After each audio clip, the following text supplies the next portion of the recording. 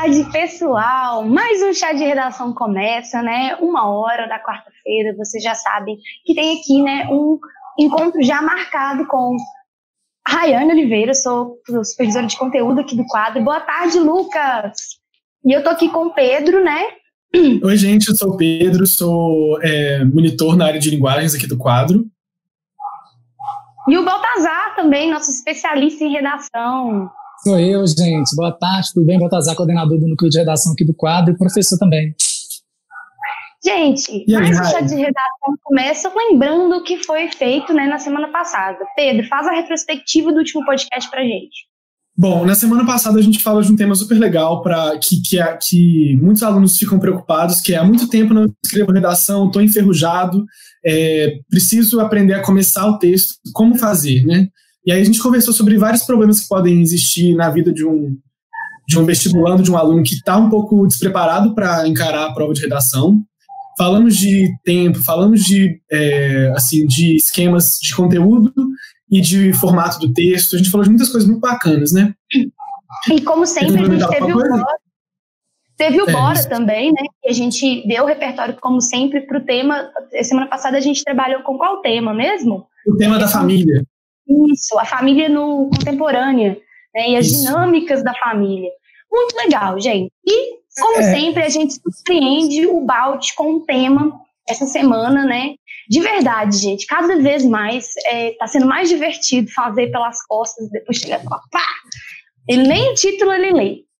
E essa semana, né, a gente também utilizou muitas sugestões que foram dadas dessa vez no Instagram, né? Então, para quem não segue o quadro no Instagram, é quadro EAD, não perde essa oportunidade. Tem muito conteúdo de qualidade. E é claro, né, aqui no chat fica aberto para vocês postarem aí dúvidas sobre o podcast e também indicarem temas. E hoje o tema vai ser: quero fazer vestibulares que cobram gêneros distintos. Como eu posso me organizar, né? Como me organizo? Vocês meio que já sabiam, porque tinha o título aí da live, mas eu tenho certeza, né, podem falar aí no chat, que gostaram desse tema. O que vocês acharam? O Lucas já até comentou com a gente aqui, ele que deu boa tarde, disse que a introdução deixa muita gente travada às vezes, eu inclusive. Realmente, Lucas, o que você quer dizer aí pro Lucas Balt sobre a introdução? Dando só um... Tá. Eu quero fazer alguns comentários antes da gente entrar nisso tudo, para variar, né? Eu acho... Peraí, eu tenho que me posicionar, porque ao contrário, aí eu tenho que ficar balançando.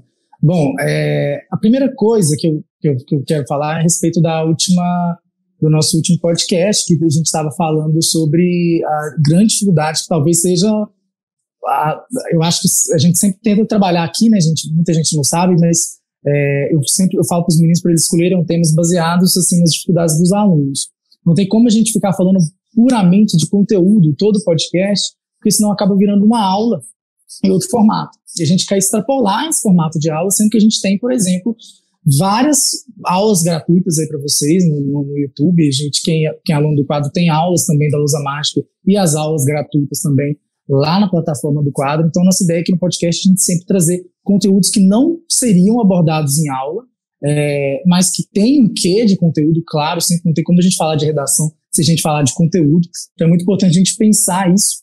Eu tô ficando incomodado, tá vendo que eu tô igual um unicórnio? Brotou isso aqui, essa espinha aqui. Mas, enfim. Então, aí a gente tem sempre que tratar esses assuntos que são as dificuldades de vocês, que vocês vêm falando pra gente, né? Não só na tutoria, mas também no Instagram, falam, nossa, eu tenho essa e essa dificuldade. Então, a gente sempre tenta, né, os meninos, eu sempre passo essas dificuldades, tipo assim, gente, acho que isso aqui dá um tema, tal, vamos falar sobre, por exemplo, a última aula nossa foi sobre a dificuldade de escrever, esse travamento que muitos alunos têm, a gente apontou alguns deles, né, esse travamento por conta da dificuldade, o travamento por conta que estou muito tempo sem escrever redação, enfim, a gente abordou uma série de coisas muito legais a respeito desse travamento, dei dicas, né, a gente deu dicas sobre como melhorar nesses aspectos, como evitar esse travamento, como a gente fazer para avançar mesmo na escrita, principalmente porque nós já estamos em abril, né? A gente percebe que está chegando, se a gente pensar, por exemplo, no Enem Digital, já em outubro, né? Então, assim, estamos muito próximos aí e a gente precisa, ao máximo, destravar essas alavancas. Então, o podcast, a gente vai trabalhar esses conteúdos, assim, claro, com sempre um quê de conteúdo. Eu estou aqui também para se vocês tiverem dúvidas a respeito de conteúdo, como foi o caso do Lucas e tal. Não tem problema, pode mandar, a gente está aqui para isso, eu amo responder suas dúvidas, as dúvidas de todo mundo, enfim. E sobre a dúvida específica do Lucas, eu acho importante, Lucas, você assistir a aula, ela está disponível aí. Eu dei uma aula somente sobre introdução, tá aí no YouTube, tá? Vai lá, como fazer uma introdução perfeita, acho que é isso o nome da aula, né, que eu dei na luzinha e tudo mais. E ela vai te ajudar, assim, de um nível muito mais profundo do que eu poderia te responder agora de imediato nessa aula, nesse podcast, porque na aula eu demorei quase 1 hora para dar, e aqui eu tenho que te responder em alguns minutos. Então, assim, talvez o que seja mais importante na introdução é perceber a questão do projeto de texto dentro da introdução, tá? Contextualizar o tema, parafrasear o tema, analisar o recorte temático, falar sobre a sua tese, né? Deixar a sua tese bem posicionada e deixar claro os tópicos que você irá trabalhar no seu desenvolvimento. Seria essa a resposta de uma maneira mais resumitiva, mas assim, reitero que temos lá uma aula completíssima, que eu avaliei cada uma dessas coisas, dei exemplos de redação nota 1000, enfim, dá uma olhada lá nessa aula que ela tá bem legal. E tem podcast também sobre introdução, né? Tem chá, a gente fez uma série do chá de redação, que foi fazendo sua redação parte por parte, né? Passo a passo da redação. Passo a passo da redação, olha o Pedro salvando. E aí fica muito legal, Lucas, de você voltar e assistir, porque talvez a gente, né, focando na introdução da aula do Balt, você possa resolver esse problema aí, porque ele falou que normalmente a introdução é a miniatura do texto, né? Então legal que ele acha que fica lento por causa disso, e foi exatamente o que você falou, que é essencial de trabalhar na introdução. Então, vocês podem repetir o tema para mim, por favor? De hoje. Claro, Luiz. De hoje? O tema de hoje. Vai, Pedro. O tema de hoje quero fazer vestibulares que cobram gêneros distintos. Como me organizo? Ótimo, isso. Super pedido. Depois a gente pode, né, ver aí os pedidos de outros alunos que falaram especificamente de alguns vestibulares. A gente também pegou essas sugestões de vocês, né, e vai aplicar aí mais pra frente. Mas antes, só falar do Océias. O Océias falou que perdeu a oportunidade do ano passado de estar confuso na redação, porque a citação dizia: a cultura está acima da diferença social. Eu vou dar só uma dica para você, porque como Confúcio é um filósofo muito às vezes voltar tanto assim, citar esse cara, você precisa dar uma contextualizada, porque você pega qualquer frase de Platão, Aristóteles, né, os filósofos antigos, e você só joga assim, ela pode ser usada para qualquer coisa, sabe? Ela não vira realmente um argumento de autoridade que cabe naquele tema, você está simplesmente associando. É aquele risco de você postar o homem, ou você colocar o homem é o lobo do homem, e ficar só aquela frase de efeito, né? Então tem que tomar cuidado e contextualizar esse cara, porque é muito geral. É importante ressaltar também que, assim, vendo a citação, talvez você teria que contextualizá-la muito, aprofundá-la muito, porque o Enem estava justamente dizendo que a cultura, a banca, né, se você analisar os textos motivadores assim, a cultura ela é um dos meios, né, de ascensão social e também, ao mesmo tempo, um meio de exclusão e tal. Então, se você colocar que a cultura está acima da diferença social, você tem que dizer que esse acima quer dizer isso, né? Tipo, ela contribui para essa desigualdade social e tal, e ela dá privilégios às camadas mais superiores e tal. Muito legal. Então a gente já pode ir, né, Pedro, para a primeira. Isso, pode ir. Bora. Bom, Balt, como o nosso tema vai falar de gêneros textuais, né, eu queria que você primeiro, para situar nossos ouvintes aqui, desse uma breve definição do que é isso de gênero textual, tipo textual. A galera ainda fica meio perdida, é um dos temas mais debatidos na disciplina de redação. Então, o que é esse gênero textual? O que marca esse conceito? Tá. A gente tem que pensar que isso é um tipo de classificação de textos, né? A gente pode pensar nesses dois viés que são os mais conhecidos mesmo, tipo e gênero. Nós temos a classificação do tipo baseado na estrutura do texto, ou seja, nós temos basicamente 5 tipos de texto, que é a dissertação, o tipo de texto dissertativo, o tipo de texto narrativo, o tipo de texto injuntivo, o descritivo, né? Aí a gente vai pegar esses textos aí e a gente percebe esses traços em vários outros tipos, em outros modelos de textos, né? Aí a gente já entra na questão dos gêneros textuais. Existem gêneros textuais que possuem mais do que um tipo textual, né? Novamente, eu fiz uma aula sobre isso, tá lá disponível para vocês, mas é muito importante a gente pensar realmente nesses conceitos, porque só a gente sabendo esses conceitos, a gente vê qual que é o fundamento do gênero, ou seja, você vai saber se você está fugindo do gênero mesmo, se você conhecer esse gênero. Então a gente fala do tipo dissertativo, mas a gente tem o gênero dissertativo argumentativo, né, que ele tem traços marcantes da presença desse tipo textual de dissertação, no entanto ele vai além disso, né, ele tem outros traços aí também.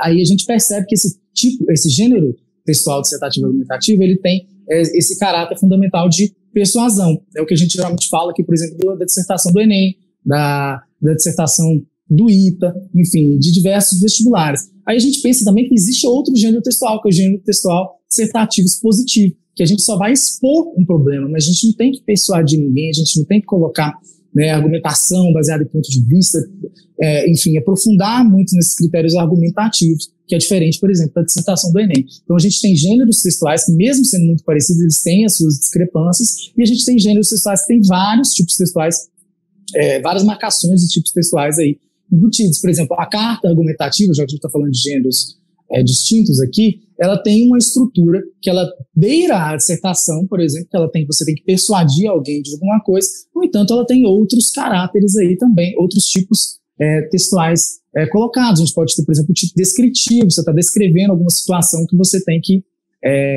sei lá, falar para a presidenta da República, né, ou presidente da República, enfim, foi alguns anos no passado agora, mas é isso, tipo assim, os tipos de gêneros textuais, eles são classificações aí baseadas na estrutura, modelo de texto, enfim. É interessante a gente falar de gênero textual, que gênero textual, por exemplo, ele está em plena mudança. A gente, por exemplo, não tem um gênero estático, bonitinho, que é apenas um gênero, por exemplo, né? A gente tem gêneros textuais, por exemplo, que não eram classificados como gêneros. Nós temos gêneros textuais que estão nascendo, né? Nós temos, por exemplo, a fanfic, que é um gênero impensável quando a gente pensa, por exemplo, de 20, 30, 40 anos atrás. E temos também gêneros que estão perdendo relevância, por exemplo, a carta pessoal, né? A carta cedeu espaço ao e-mail, né, por exemplo. Então nós temos, a gente tem que pensar na teoria de gênero textual como algo que está em constante movimento, tá crescendo. A gente tem vários gêneros, a gente tem infinitos gêneros, se a gente for pensar em classificação mesmo de gênero textuais, tá? E tipos textuais é mais impetrado, tá? A gente tem alguns doutrinadores, alguns pensadores, alguns linguistas que tentam e trazem, né, novas informações de outros tipos nascendo e tudo mais, mas a gente tem que pensar que basicamente é aqueles que eu citei mesmo, tá? Então é importante a gente pensar isso, que gênero está em constante mudança e eles são muito maleáveis. Existe inclusive essa teoria, a teoria da maleabilidade dos gêneros. Deus travou aqui a língua, que fala sobre isso, sobre os gêneros serem maleáveis, eles se contorcendo, eles se modificando, eles perdendo relevância, eles sendo criados, enfim, os gêneros eles estão aí para tudo, tá bom? Acho que talvez essa seja uma pequena explicação sobre isso. Vocês ficaram satisfeitos, gente, com essa explicação? Perfeito. Eu amei.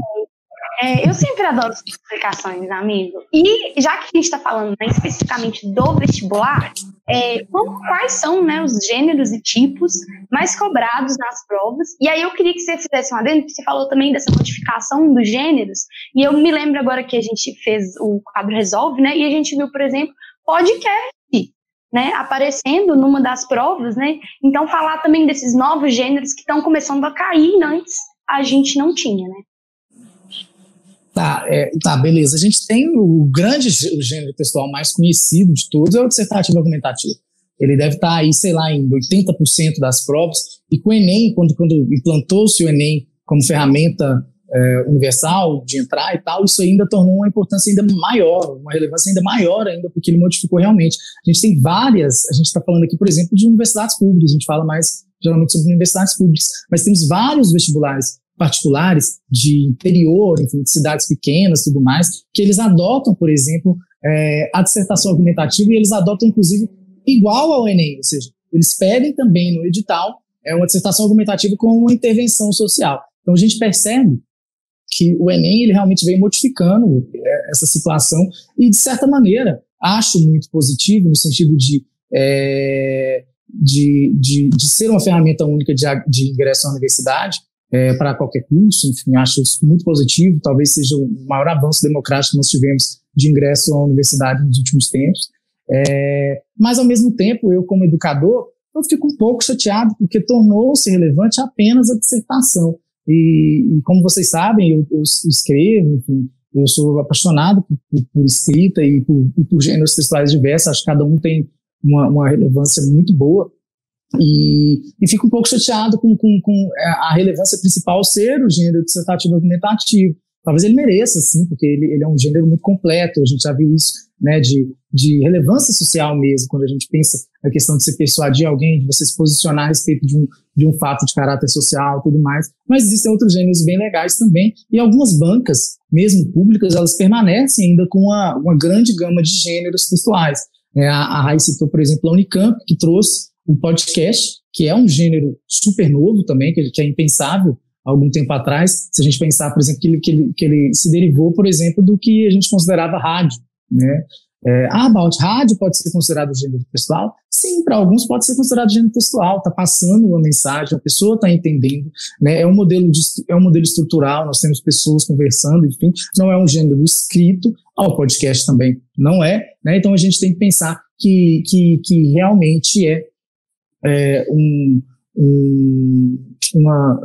o gênero está crescendo bastante, né, essa questão do gênero textual e tal. E temos vestibulares que cobram, é claro, vários gêneros textuais, como é o caso que eu acabei de citar, Unicamp, né, então temos narrativa, carta, manifesto, abaixo-assinado, são gêneros assim que geralmente só estão presentes em universidades públicas mesmo quando a gente fala, por exemplo, de Unicamp, da UF. Nós temos também um gênero textual bem legal, que é a UFPR, né, ela traz questões, o aluno, salvo engano, tem que responder lá cinco pequenos textos, ele tem sempre que trazer 5 pequenos textos e escrever 5 pequenos textos baseados nos textos motivadores e respondendo ao comando, que é a chave em questão da UFPR, é essa, o aluno prestar atenção no comando que está falando no texto e saber exatamente cumprir esse comando aí quando estiver fazendo esse microtexto. E isso é muito legal quando a gente pensa em questão de síntese, que é muito difícil escrever um texto de 5 a 8 linhas ou de 8 a 12 linhas, né? Varia. Então, são gêneros aí que são cobrados e que vocês que vão prestar esses tipos de vestibulares assim, vocês têm que treinar todos eles, né? Ou seja, dar uma olhada aí no edital sempre para ver qual que é aquele gênero que vai cair, mas eu não vou me adentrar muito nessa pergunta, que eu imagino que talvez seja uma das perguntas que vocês vão fazer, tá? Então é muito importante pensar que ainda existem vários vestibulares, tá, que cobram gêneros textuais distintos, e principalmente também, quando a gente pensa em dissertação argumentativa, nós ainda temos algumas diferenças, que é o caso do Enem, da FUVEST, do ITA, enfim, a Unesp também traz uma dissertação que às vezes é até mais expositiva também, então é muito importante a gente pensar nesses quesitos aí. Muito legal. Eu falo que a Unicamp, para mim, ela é um dos vestibulares mais desafiadores no sentido do preparo, né, para a redação, justamente porque, primeiro, tem aquela coisa da surpresa e também a coisa da quantidade de gêneros, né, falei certo, textuais que ela pode cobrar, né, e o aluno que está vendo o podcast aí, se quiser comentar também das bancas, que já sabe, né, uma banca que acha difícil, deixa aí pra gente, tá, gente? Pedro, segue para a próxima pergunta. Eu gosto que o Balt já antecipa um monte de coisa que a gente ia perguntar, isso é maravilhoso, mas eu ia perguntar justamente sobre essas bancas que cobram e sobre a importância do aluno, porque muitas vezes eu recebo na monitoria perguntas do tipo assim, como é o vestibular da UFGO, da UFMS, do ITA, né? E aí, o vestibular não, né? A redação, a prova de redação. E aí eu queria que você destacasse, assim, comentasse um pouco dessa questão das cartilhas, dos editais, e de como saber, né, como que é a redação do vestibular que você quer prestar, porque muitos alunos ficam perdidos com relação a isso. Tá, eu acho que você se confundiu a respeito do FGO, eu acho que é só FG, não? Mas sobre isso, é muito importante, gente, vocês prestarem bastante atenção nos editais, tá? A gente, e não ficar, por exemplo, existem vários sites que disponibilizam uma versão do que é importante você saber a respeito daquele vestibular e tal, mas ainda a melhor estratégia é que você olhe o edital e veja exatamente o que vai cair e tal, para você se preparar melhor. A grande chave é que muitos vestibulares demoram um pouquinho para soltar o edital, né? Então, nesses casos aí, é importante vocês treinarem, avaliarem as provas oficiais, as últimas provas oficiais, verem realmente qual gênero é mais recorrente, né? Aí você vai treinando esses gêneros que são mais recorrentes, que já caíram nas provas oficiais e tudo mais, para vocês não ficarem aí esperando um tempo parado, né? Parados aí esperando o edital sair. Mas é muito importante, por exemplo, o Enem, ele disponibiliza não só o edital, mas ele disponibiliza uma cartilha de redação para o estudante. Ou seja, nessa cartilha, ele tem, talvez o Enem seja mais a prova, né, e o INEP, a banca, que seja mais transparente a respeito de correção de redação, né? Muitos alunos sabem corrigir uma redação Enem, por exemplo, de tanto que é transparente. Então, vocês têm acesso ao edital, têm acesso à cartilha do estudante. Lá tem dizendo exatamente o que cai em cada competência. Não só isso, mas também a cartilha traz várias redações, nota 1000, para vocês olharem e verem e falarem assim, nossa, e analisa ainda, inclusive tem umas pequenas análises aí disso. Então é muito importante, é extenso, às vezes a leitura é chata, mas é muito importante para você ver essas coisas e realmente ter um estudo mais direcionado. Que tudo isso, se você separar um tempinho para ler esses editais, separar um tempinho para ler essas cartilhas, você vai ganhar tempo útil de estudo, que você vai estar muito mais direcionado para aquele vestibular que você quer, tá? E isso é muito importante, porque, por exemplo, a gente percebe que existem alunos, por exemplo, que querem o Enem e a Unicamp, por exemplo. Aí esse aluno, ele tem um desafio muito grande quando se trata de redação, porque aí ele vai ter que treinar para vários gêneros textuais e vai ter que treinar também para dissertação. E isso aí gera um tempo muito grande de preparação, ou seja, um tempo para redação que talvez seja superior a qualquer outra disciplina, porque ele vai ter que treinar mesmo, né? E imagino que essa seja uma outra pergunta que vocês vão fazer sobre essa preparação, como fazer essa preparação. Então eu vou deixar para ver se vocês vão fazer essa pergunta, mas de antemão é muito importante que se leia realmente os editais, que se leia as cartilhas para vocês ficarem mais direcionados. É claro, se vocês estão no pré-vestibular, que ele te dá um auxílio a respeito disso, ou seja, a Rai mesmo, sei que ela já fez uma live aí sobre o primeiro edital do Enem e tal, e falou sobre todos esses aspectos. Bacana, beleza, muito bom. Se você tem um pré-vestibular que faz uma coisa desse tipo, ou seja, uma coisa tão descritiva desse jeito, uma coisa tão profunda a respeito disso, e você confia e tudo mais, como é o nosso caso aqui, eu acho muito adequado. Mas ainda reitero que não é todo lugar que faz isso e tal, e principalmente sobre a cartilha do estudante, que chega para vocês, chama cartilha do estudante por uma razão, né? Vocês têm que ler essa cartilha para tentar ao máximo realmente colher essas informações que você pode para economizar em tempo útil aí de estudo, tá bom? Eu indico, leiam o edital em parte. Não precisa sentar e ler todo o edital no dia que ele sai e, sabe, ter que lidar com toda aquela quantidade de informação. É chato. A forma com que o edital é escrito é péssima. Eu sei que é tipo como se fosse contra o aluno, né? Porque aquela informação vem escondida muitas vezes. Você nem chega a encontrar a informação que você queria.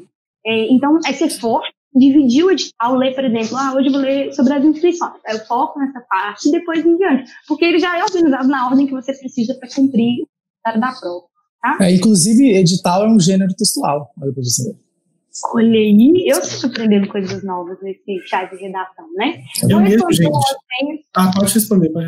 E o Lucas, o Oséias falou assim, eu poderia ter colocado essa frase ainda sobre o Confúcio, né? Depois de dizer que a cultura promove igualdade, sendo assim ela deve ser acessível, eu já vou interferir e falar, olha, Confúcio não falou isso.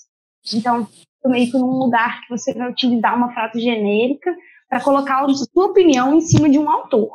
Aí já não é legal, porque se você está com um corretor, aí o Balt me corrige se estiver errado, mesmo se ele não conhecer a referência, ele vai pesquisar, e aí ele vai perceber que você está usando uma referência que não faz sentido, né?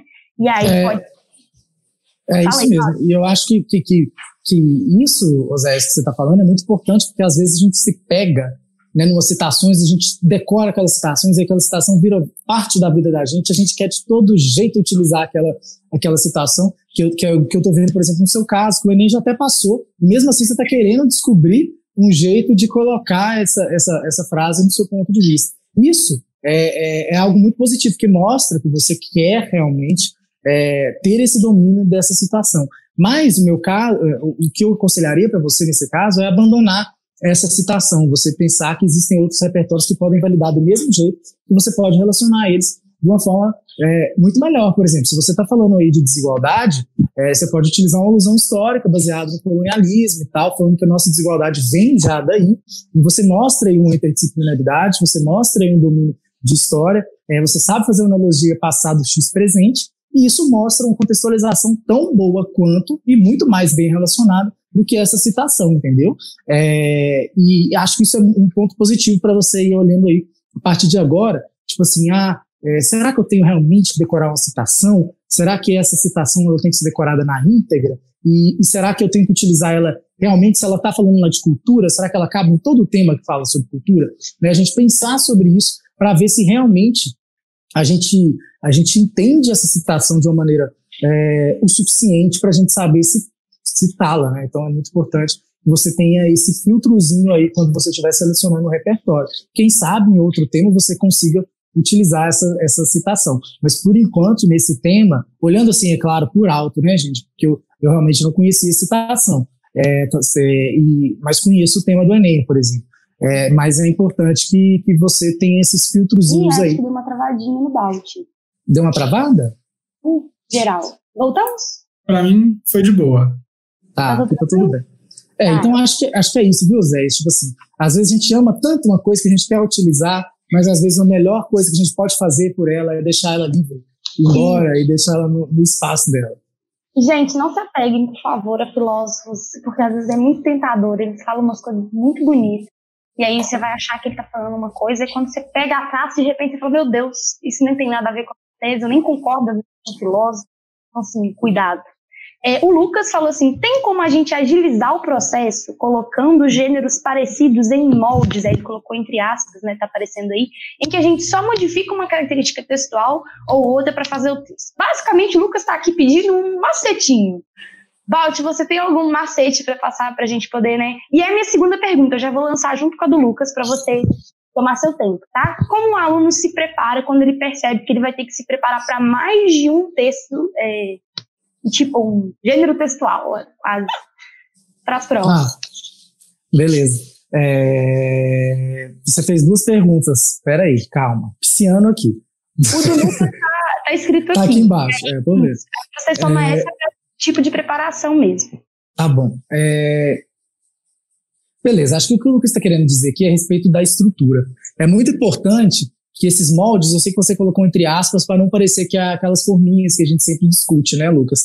Esses moldes que você está falando é a respeito da estrutura daquele gênero mesmo. E isso é importante a gente saber. Talvez fazer um rascunho aí dos gêneros textuais, por exemplo, numa carta eu tenho que utilizar um vocativo, eu tenho que colocar a data em tal lugar, eu tenho que assinar, dependendo da banca, um nome fictício, um nome que a banca pede, ou as iniciais geralmente não se cobra mais, né? Então é muito importante você saber realmente essas estruturas, ou seja, uma narrativa eu tenho que ter o quê? Espaço, tempo, personagem, enredo, narrador, enfim, eu tenho que ter tudo isso. Então você bolar esses esquemas desses gêneros textuais que são mais recorrentes no vestibular que você quer é muito importante. Então você tem aí esses mecanismos de utilizar. Nesse caso não saiu o edital ainda, você vai buscar nas provas antigas e vai fazendo realmente, estudando cada gênero textual e fazendo realmente essa estrutura, esse molde, que eu imagino que talvez seja esse sentido mesmo que você está querendo dar, tá? Então aí você já vai ter essa estrutura e o que vai modificar é a sua preparação, é claro, né? E você vai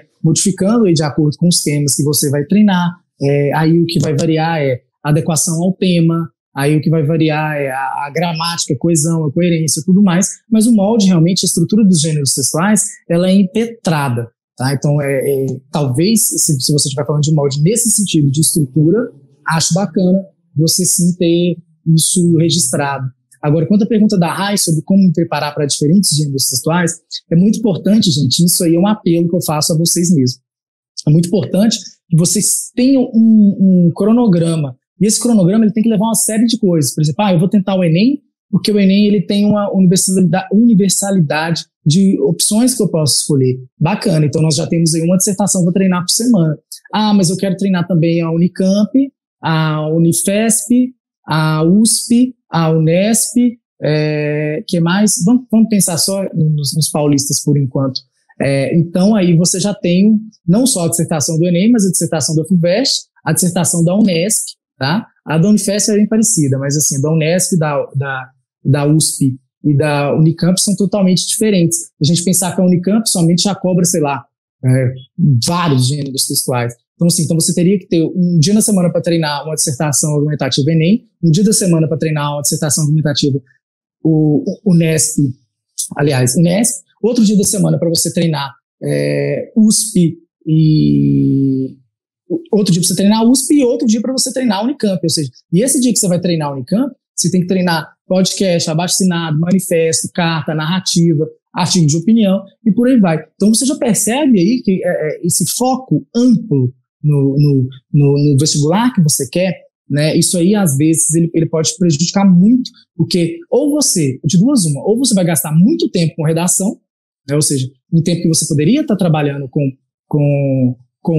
outras disciplinas que também são muito importantes na sua preparação, ou então você não vai estar preparando o suficiente para treinar a redação, o que pode causar também uma falha de ingresso aí, porque se a gente pensar na importância de valor da redação mesmo, né, e para você entrar no vestibular que você quer, isso aí pode estar também te atrapalhando a entrar. Então talvez a primeira dica que eu tenho a respeito disso, e depois eu já entro nas dicas mais específicas, seja realmente fazer um cronograma de estudos baseado no seu real foco. Você realmente pensar qual universidade que você quer e por quê. Talvez essa seja a grande pergunta. Não tem importância, por exemplo, fazer o Enem para, se eu passar em medicina em outro estado, eu vou, se eu passar em medicina em qualquer lugar, eu vou.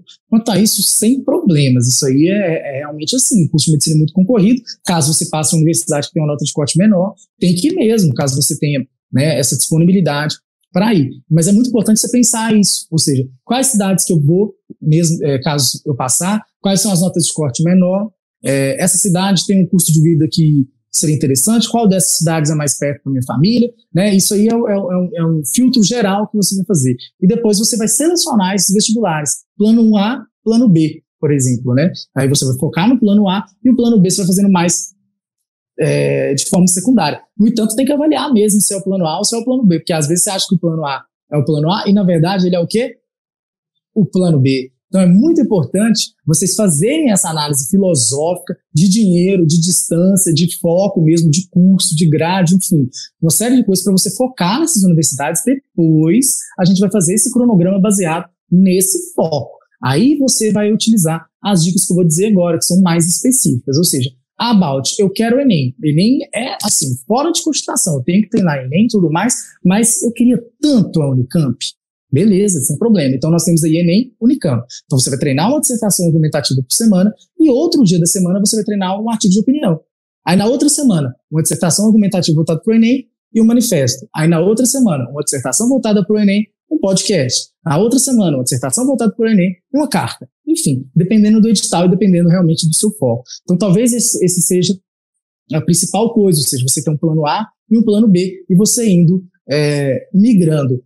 Balt, mas eu não tenho tempo, eu trabalho, eu estudo, eu estou no terceiro ano do ensino médio, e temos alunos que trabalham, por exemplo, então tem aluno que tem o foco dividido, né? Fica lá no ensino médio e à noite estuda o pré-vestibular. Tem aluno que trabalha o dia inteiro e à noite tem o pré-vestibular e realmente não tem esse tempo para treinar, por exemplo, 2 redações por semana. Então o foco é, infelizmente, você fazer uma semana uma dissertação voltada para o Enem e na outra semana fazer um gênero textual, que é aquele que a banca te pega. É claro, você vai diminuir tempo útil de preparo, então é muito importante já estipular algumas estratégias para que você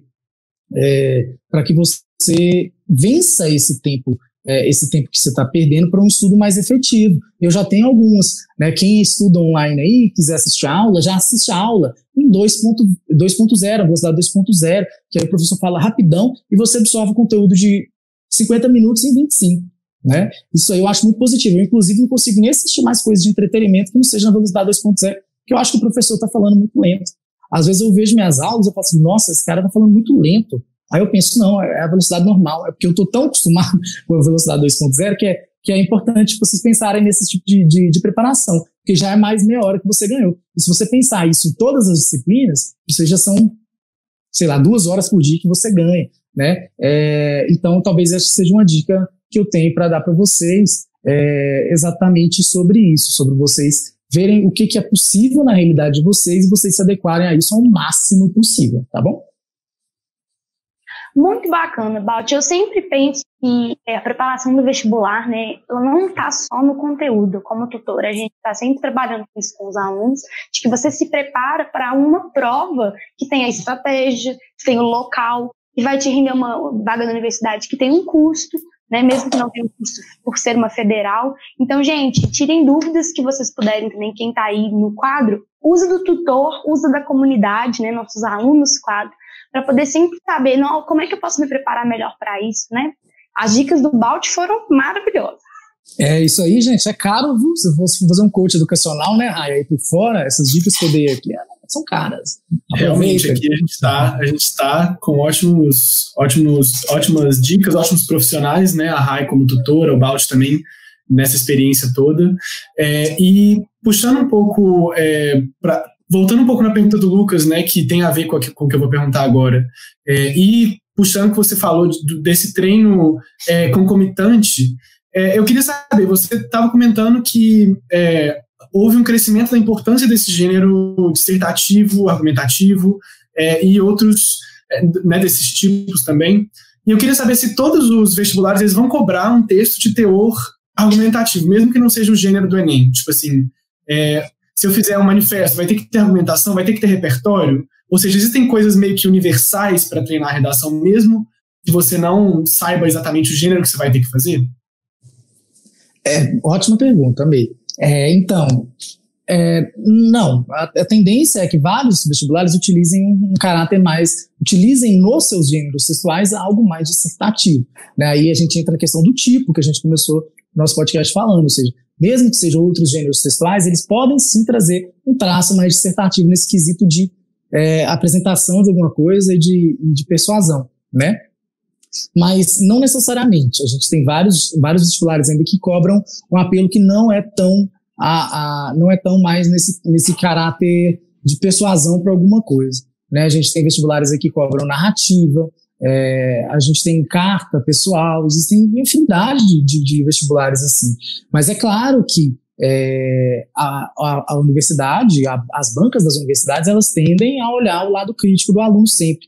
E eles escolhem, talvez, claro, as outras disciplinas também, mas na redação talvez essa ênfase seja muito maior, porque eles querem cobrar uma criticidade do aluno, quer que o aluno mostre que ele realmente tem uma bagagem de vida e que ele saiba que problemas acontecem. Então a tendência é, claro, a grande maioria dos vestibulares cobrarem um traço mais dissertativo, mais argumentativo nos seus gêneros textuais, mas isso não é uma regra, né? Temos outros vestibulares aí que cobram simplesmente narrativas, enfim, para você ficar livre. E é claro que se a gente pensar nesses temas mais livres, nesses gêneros que não trabalham a argumentação, por exemplo, e a gente querer fazer um paralelo entre eles e a dissertação, talvez sejam os 3 pilares maiores, né, gente? Existem esses 3 pilares na correção que eles valem para qualquer, e todas as grades de correção se baseiam neles, tá?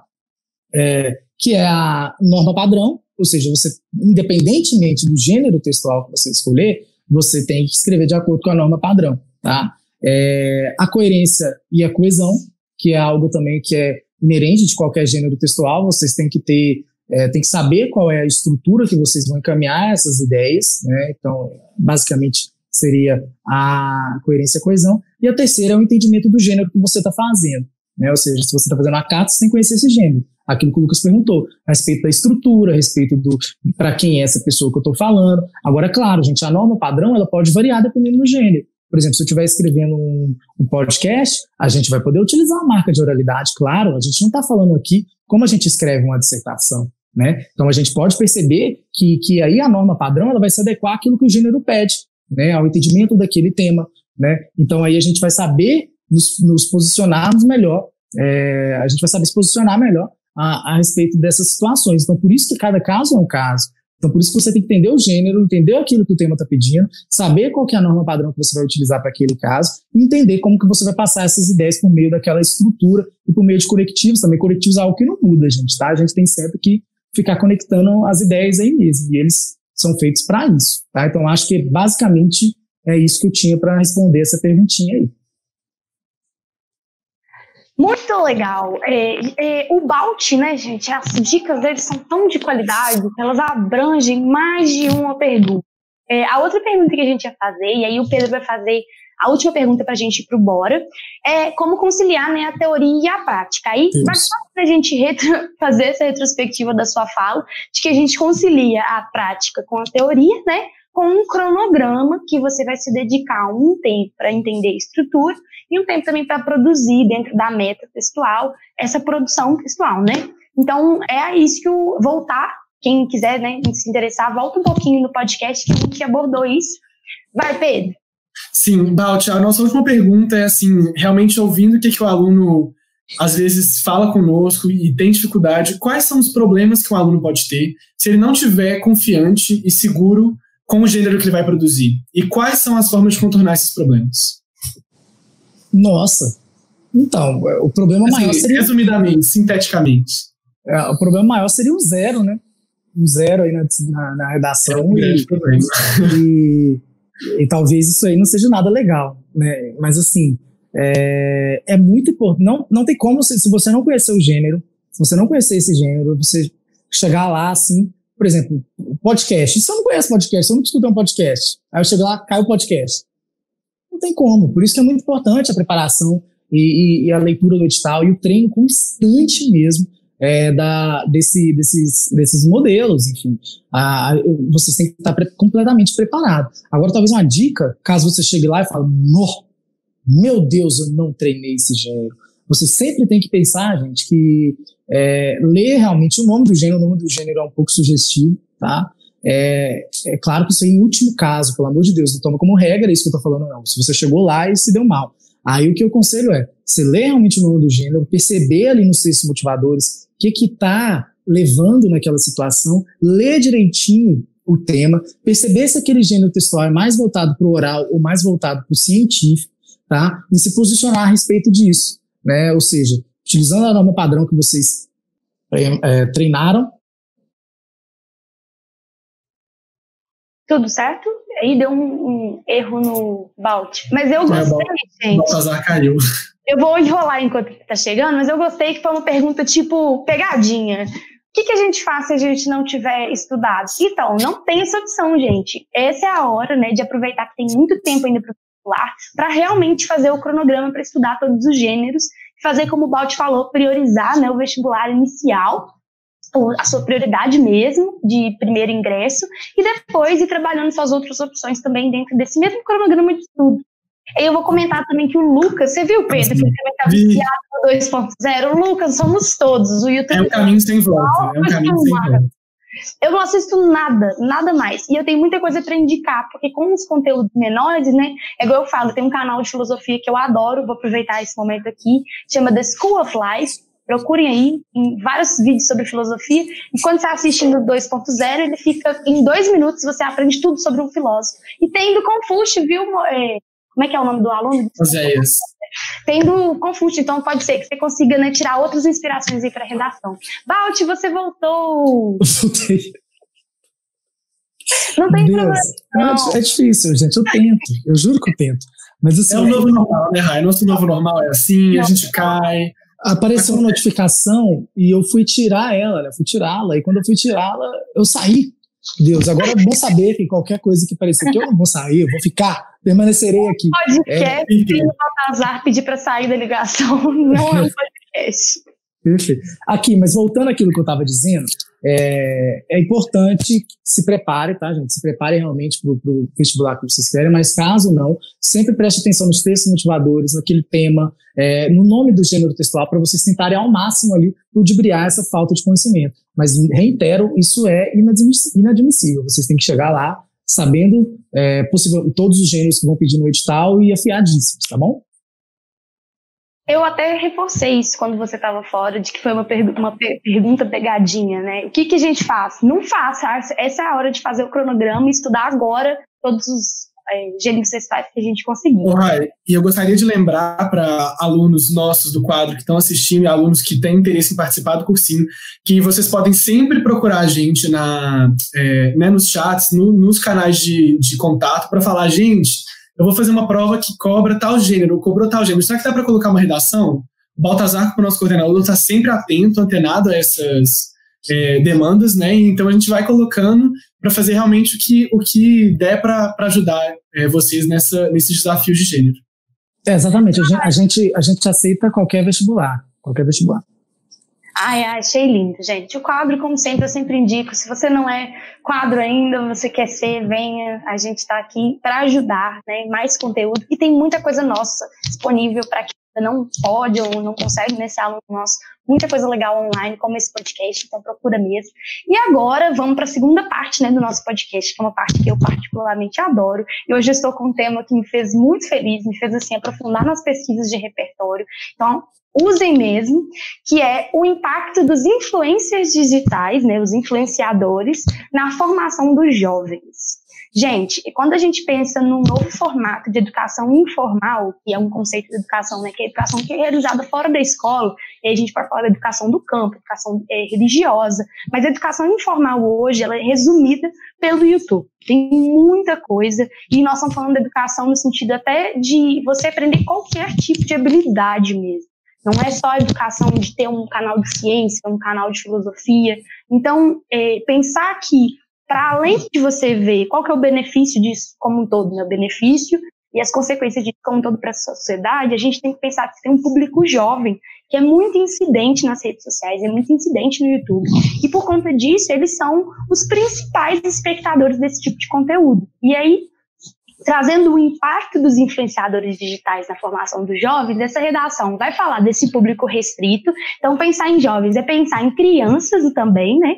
Então, até 13 anos é um público, e de 13 até 21, a gente tem o público de jovens. Eu não sei, eu acho que se alguém quiser me corrigir, fica à vontade, se hoje a gente aumentou, se vai para além de 21 jovens. Eu sei que a lei é até 21, né, na grande maioria dos países. Mas eu trouxe para começar, né, e já dá para os meninos aí também comentarem o que eles acharam no texto, por que um texto, um tema como esse pode ser cobrado nos vestibulares, né?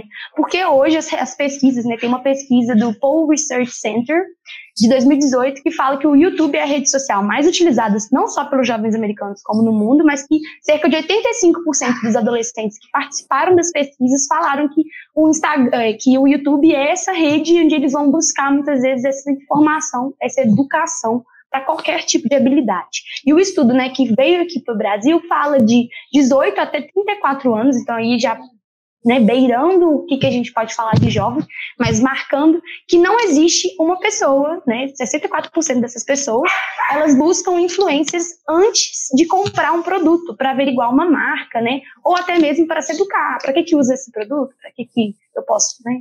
Até celular, gente. E aí, gente, o que vocês acharam desse tema? Eu achei legal, achei muito bom. Inclusive, eu sou muito fã. Estou aí no caminho, né, para me tornar um influenciador digital. Quem sabe um dia. Hoje eu postei lá no meu Instagram, Web Capenga, esqueci como é que é, alguma coisa assim, que sou eu.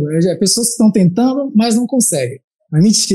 Mas mentira, gente. É claro que eu não tenho alcance, enfim, de muitos influenciadores aí e tal, mas a questão de conteúdo digital, gratuito, online, isso a gente sempre tenta fazer ao máximo.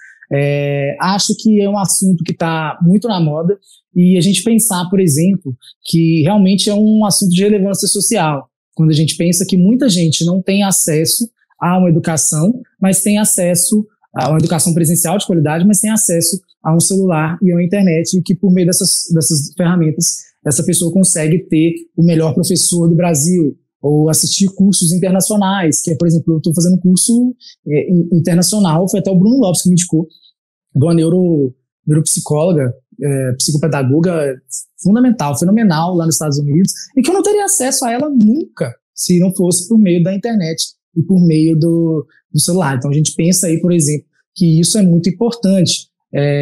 Uma problemática, talvez, a respeito disso, a gente for elencar problemáticas a respeito do assunto e não ficar só trazendo o lado positivo, seria a questão da qualidade desses conteúdos. Ou seja, será que todo mundo que está fazendo conteúdo digital e que tem muitos seguidores, que tem, enfim, uma série de situações, será que essa galera está realmente produzindo conteúdo que é verídico? Por exemplo, eu já vi vários professores na internet que colocam lá modelo de redação, não sei o que, blá blá blá, siga, isso aqui dá para todos os temas, blá blá blá.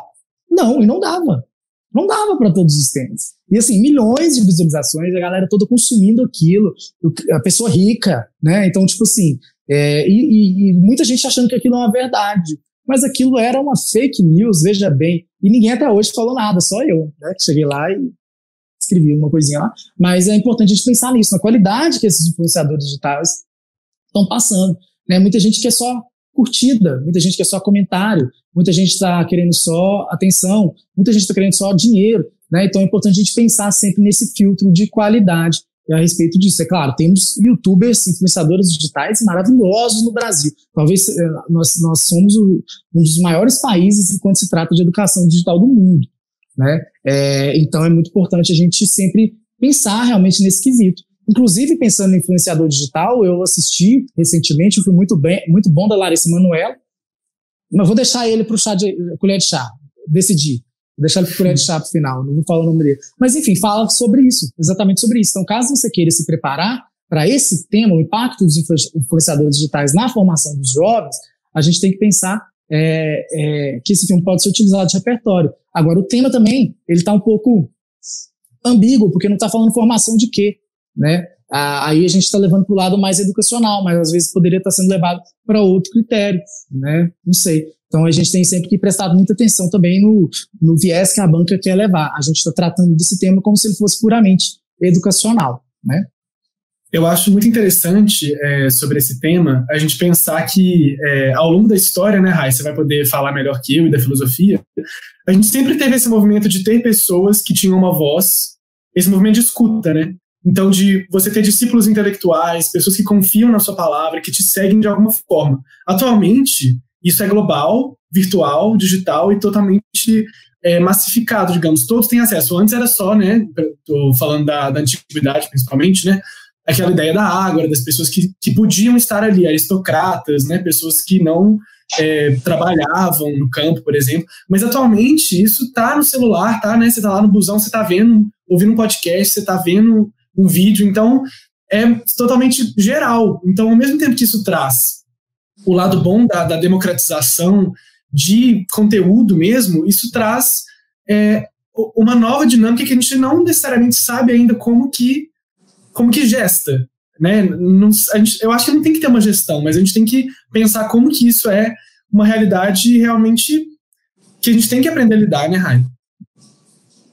Exatamente, e quando a gente pensa em Sócrates, seria uma ótima referência histórica, porque ele é mandado, né, tipo assim, é condenado porque ele corrompe os jovens. Isso é muito interessante, você pensar que sempre tem essa figura, né? Ele era um filósofo, um cara que estava tentando pela maêutica explicar para as pessoas certas coisas.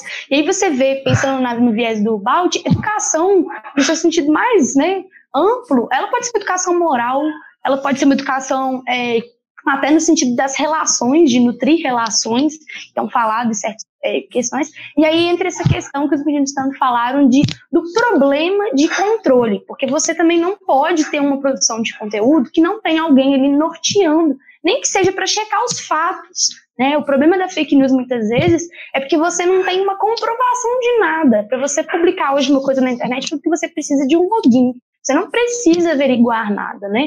Por mais que alguns sites, principalmente você pensa sites como a Bacielo, outros sites que também têm cunho científico, eles têm essa preocupação, sim, de antes de adicionar um conteúdo, preocupar-se. Mas nós estamos falando do YouTube, né? Onde você encontra vídeo de gatinho tocando piano. Então, se você encontra um vídeo de gatinho tocando piano de forma aleatória, você vai encontrar todo tipo de conteúdo e você precisa ter um olhar bem atento para poder selecionar isso, como você está falando de um público que ele é um público frágil. Por que a gente acha que os jovens vão ser sempre esse lugar, esse ponto de encontro? Porque alguém precisa sempre falar pelos jovens, eles ainda, né, precisam dessa tutoriária, porque dentro dos jovens vai entrar as crianças, e aí você tem a restrição da violência, né?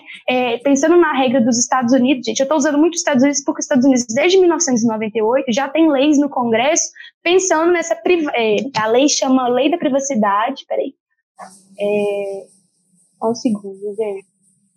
Deve estar aqui embaixo. Aqui, ó. Lei da Proteção da Privacidade Online das Crianças. Ela foi aprovada em 1998 e ela sofre alterações, assim, comumente, né? Várias leis leis cibernéticas sofrem alteração com muita frequência porque as coisas mudam muito rápido. E aí pensar que essa proteção é necessária, porque existe um conteúdo perigoso. Eu acho que vale a pena, muitas vezes, você usar um estudo de caso na sua redação. Aqui eu trouxe um monte de youtubers e influencers que ficaram mal falados, né? Então, você vê a autoridade deles foi diminuída por uma polêmica. Então, também a gente tem que pensar que o jovem, ele não é uma massa cinzenta, vazia. Ele também sabe repugnar um conteúdo que ele não acredita que é um conteúdo frutífero, um conteúdo que, às vezes, vai, como nesses casos, né, eu vou citar aqui o Júlio Cossiello, que em 2018 foi racista com o Mbappé, ai gente, desculpa, não entendo, Mbappé, que é da França, em 2018 foi a Copa na Rússia, gente, olha você ver, zero futebol. E ele foi racista. A gente tem vários casos aí dessa galera que acaba sendo, né? Everson Zóio, eu coloquei vários, gente. Eu falei, é isso mesmo, tem o que tem de gente racista, homofóbica, gordofóbica na internet. Isso é uma das coisas que eu queria falar também, porque esse impacto dos influenciadores digitais na formação dos jovens, olhando assim só pelo tema, sem olhar os textos motivadores, a gente pode perceber também esse impacto relacionado a padrão de beleza e o que pode designar depressão, enfim, uma série de coisas. Então a gente tem sempre que pensar que esses influenciadores estão sempre muito padrãozinho, né? São pessoas mais padrãozinhas e tal, que estão aí num padrão de beleza que a gente já conhece há algum tempo e que talvez isso, somente o fato deles estarem expostos e terem fama, tudo mais, isso já dá uma credibilidade para esse assunto. Sim. Existe uma lacuna, né, entre uma vida pixelizada e uma vida digital, em que você pode colocar ali a luz para você fazer um Photoshop, montar o que você quer divulgar e a vida real. E às vezes a frustração que isso traz para o jovem tem impactos que a gente ainda não... Quer dizer, eu acho que já estamos sentindo, mas talvez a gente sinta muito mais como geração que já nasceu com essa realidade, né? O bebê já nasce e tem bebê que já é influenciador digital. Olha aqui pra vocês verem, vida real é isso aqui, gente, a espinha, o cabelo aqui fora, a câmera cai de foco, eu saio do negócio, isso é vida real, tá bom? Tudo que vocês não verem no seu dia a dia, desconfiem. Vamos pro coletivo? Pera, deixa eu encerrar. Para a gente pensar em repertório filosófico, para entender, né, também por que influencia. A palavra base desse tema é influenciadores. Então, como sociedade, a gente tem que entender por que a gente é tão influenciável, cara. Por que aquele conteúdo que está no YouTube pode modificar a forma que o jovem pensa. E aí, eu vou até lembrar você queria usar Confúcio, dá uma olhadinha no Adorno. Tá? O Adorno é um cara que vai falar muito da indústria cultural e para ele a cultura de massa não torna a gente só menos inteligente, ela torna a gente incapaz de agir moralmente, porque infelizmente ou felizmente com a indústria cultural, né, a gente consome uma essência como massa, né? A indústria cultural ela está em tudo aquilo que é consumido por muita gente, então aquilo é tomado como verdade e muitas vezes isso inutiliza o nosso conhecimento próprio, a gente coloca aquilo acima da verdade, né? Então o blogueiro que fala que eu posso colocar slime até em cima do teto da minha casa, ele tá certo, entendeu? Eu posso colocar mesmo, minha mãe que limpe. Então, esse tipo de influência, a gente tem que sempre pensar que, como parte de uma indústria cultural, cabe a gente nortear essa indústria para que o conteúdo produzido seja um conteúdo de mais qualidade, porque ele sempre vai influenciar a massa. É isso, gente. Pode ir para o colher de chá agora, Balt. Bom, gente, então vamos lá para a gente finalizar e conforme vocês deram a deixa, eu quero indicar o filme da Larissa Manoela, que é muito bom, gente. Eu fiquei, assim, fascinado com o filme, sabe? Tem o Erasmo Carlos, tem uma galera, sabe? Muito bom, o filme é muito bom, fotografia muito boa, roteiro muito bom. É um filme, assim, mais jovem, né? Como eu mesmo, né? Então, assim, é um filme muito legal. E chama Modo Avião, tá na Netflix. Eu descobri que na Netflix, a Netflix disse no Twitter dela que ela é mulher. Então, assim, ela quer ser chamada, não só mulher, mas ela quer ser chamada pelo feminino, então, a Netflix, tá bom? Gente, vamos nos despedir, então? Amei a papo de hoje. Mas é porque a plataforma de streaming, mas só antes da gente despedir, o Lucas falou assim, qual que é o nome da neuropsicóloga de novo? Eu acho, Balt, que ele tá falando do curso de como aprender melhor que você falou que o Bruno citou, eu não sei. Mas se for, é no Coursera, né? É só pesquisar como aprender, como é que é o nome do curso? Ou da neuro? Como aprender, eu esqueci. Tá vendo? A gente pode voltar no próximo podcast, Lucas. Eu prometo que eu vou tentar achar, porque o Coursera também pode ser indicado muito para vocês aí que estão querendo desenvolver. E ele é um curso gratuito. Você só paga se você quiser o diploma. É muito legal. Então, a gente despedir, foi muito bom, né? Como o Baldi falou, o papo estava maravilhoso. E é muito bacana que a gente tenha esse encontro marcado. Então, até semana que vem. Beijo. Até, gente. Tchau, tchau. Beijo. Obrigado pelos comentários.